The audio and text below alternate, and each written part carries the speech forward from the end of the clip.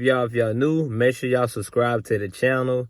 Make sure you turn on all bell notifications. And to my current subscribers, make sure y'all have all bell notifications on. Make sure notifications are not silenced, because I want to pass out this good information.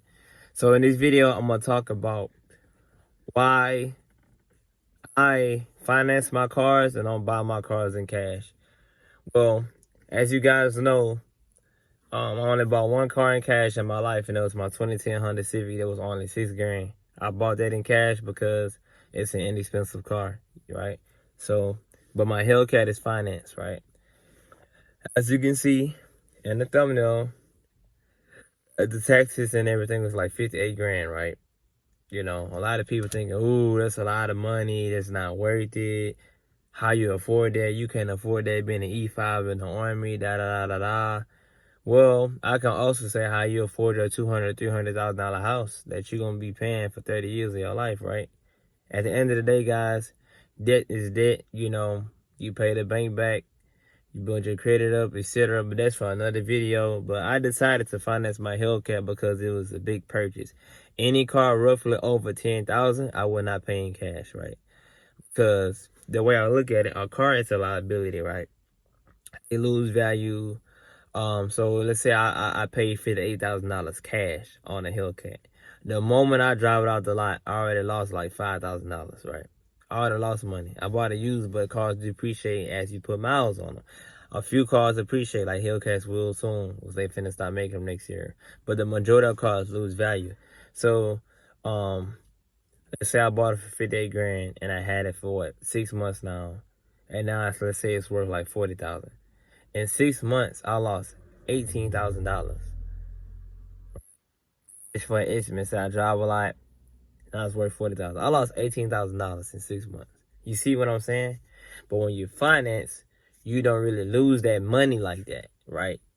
Yeah, your car lost value, but you still have your money saved in savings. And that's the whole point of gap insurance, people. Gap insurance. It protects you whenever you are upside down on your car. Let's say your insurance only wants to give you $30,000 for the car, but you owe $45,000. Gap gonna pay that $15,000 off, right? So let's say, hey, I got my Hellcat for $58K. I'm at about $52,000 already on the loan, so I'm paying it on pretty fast, and I just got it in March. So, hell, let's say I crash it or whatever, somebody stole it. Insurance is gonna cover all that, right? And since I owe 52 on it, I can possibly get almost what I paid for it back in cash. So I'll get about $5,000 to $6,000 back in cash if it was crashed, since I owe on it. If that makes sense.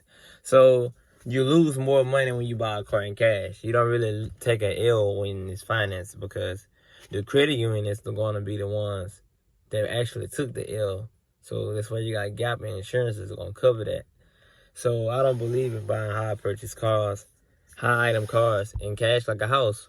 A lot of people don't go out buying a house in cash. Same with a car. Like a car, you'll pay a car way faster than you'll pay a house out. Only difference is typically houses hold value. They either hold their value or they appreciate, while mostly cars depreciate their value. But yeah, that's why I wanted to tell y'all. That's why I decided to finance versus paying in cash. I got gap, so my whole sorry, my phone fell. But my whole loan is got the gap asset protection. So hey, crash, somebody decided to steal it or whatever. Hey, I called insurance. Somebody stole my car. I got gap through Navy Federal, and it get covered. So that $52,000 debt I got on the Hellcat, I did spray off my record, right? My credit score probably go up with a good amount, a good 20, 30 points probably. And I get a little money back in my pocket. So, I mean, shit, I'm still chilling. I still got a good credit score, and I can get a I want, or I can decide to downgrade if I want. So, that's what I wanted to tell y'all, man. So, don't let people get in y'all heads on the bank owns the car. You still paying on it, this and that. You got a 30% interest rate, da-da-da-da-da.